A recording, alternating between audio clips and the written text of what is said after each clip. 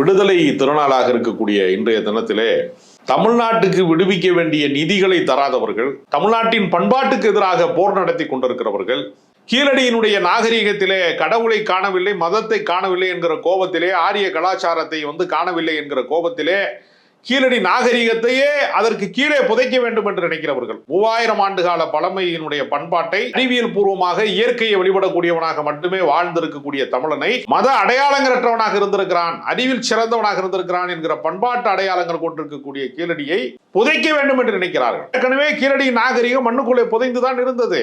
அதை தொல்பொருள் ஆய்வின் மூலமாக அதை மேலே அதனுடைய ஆதாரங்களை எல்லாம் எடுத்துக்கொண்டு வந்தபோது 2ஆம் கட்ட ஆய்வோடு நிறுத்திவிட்டார்கள்.